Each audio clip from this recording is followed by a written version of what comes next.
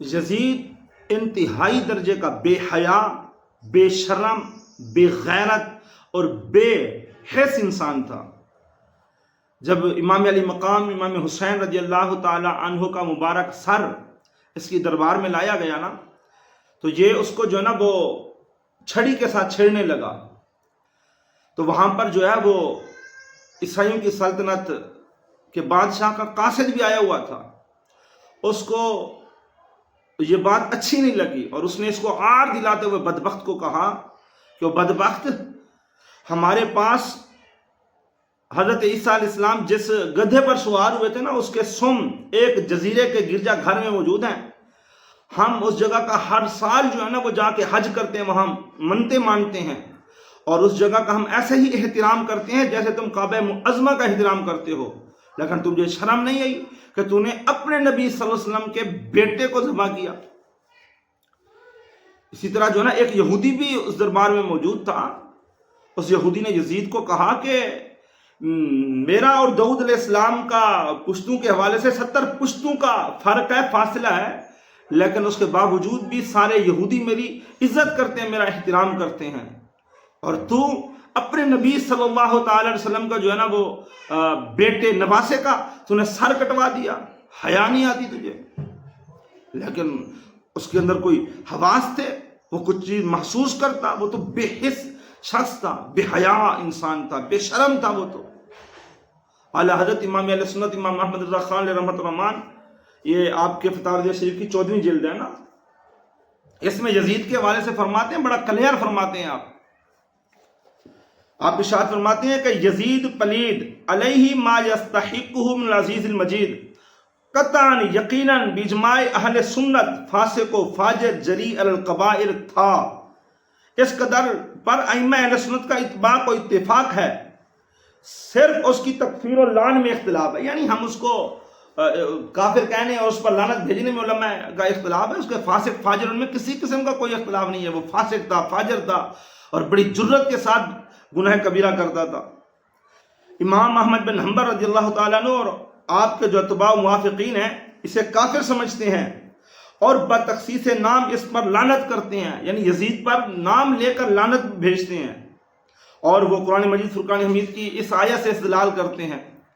فَهَلْ عَصَيْتُمْ إِن تَوَلَّيْتُمْ أَن تُفْسِدُوا فِي الْأَرْضِ وَتُقَطِّعُوا أَرْحَامَكُمْ أُولَٰئِكَ الَّذِينَ لَعَنَهُمُ اللَّهُ فَأَصَمَّهُمْ وَأَعْمَىٰ أَبْصَارَهُمْ۔ کیا قریب ہے کہ اگر والی ملک ہو تو زمین میں فساد کرو اور اپنے نسبی رشتہ کاٹ دو؟ یہ ہیں وہ لوگ جن پر اللہ نے لعنت فرمائی تو انہیں بہرا کر دیا اور ان کی آنکھیں پھوڑ دی۔ شک نہیں کہ یزید نے والی ملک ہو کر زمین میں فساد پھیلایا، حرمین طیبین خود کعبہ معظمہ اور روضہ طیبہ کی سخت بے حرمتیاں کی، مسجد کریم میں گھوڑے باندھے، ان کے لید اور پیشاب منبر اطہر پر پڑے، 3 دن مسجد نبوی بے اذان و نماز رہی، مکہ و مدینہ حجاز میں ہزاروں صحابہ و تابعین بے گناہ شہید کیے، کعبہ معظمہ پر پتھر پھینکے، غلاف شریف کو پھاڑا جلایا، مدینہ طیبہ کی پاک دامن پارسائیں 3 شبانہ روز اپنے خبیث لشکر پر حلال کریں، رسول اللہ صلی اللہ علیہ وسلم کے جگر پارے کو 3 دن بے آب و دانہ رکھ کر ماں ہمرایوں کے تہہ ظلم سے پیاسا ذبح کیا،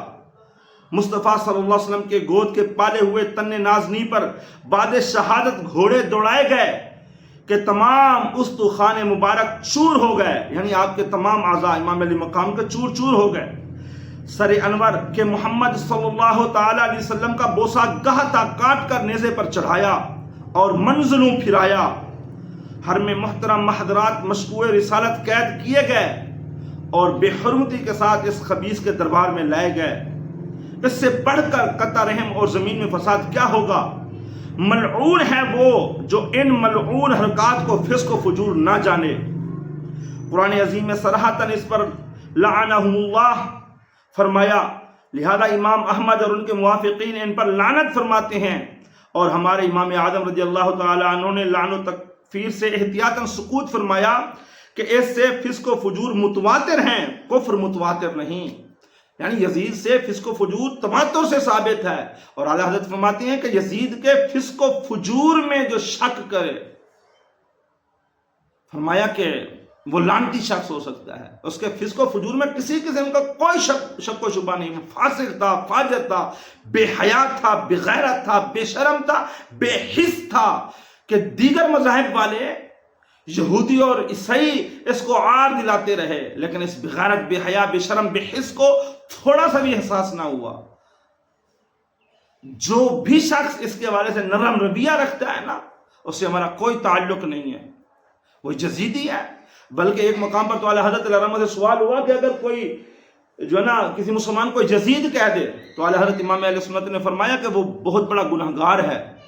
کہ ایسے مسلمان کی دل آزاری ہے۔ یزید نام رکھنا تو دور کی بات ہے، کچھ بدبخت یزید نام رکھتے ہیں، نام رکھنا دور کی بات ہے۔ اعلیٰ حضرت فرماتے ہیں کہ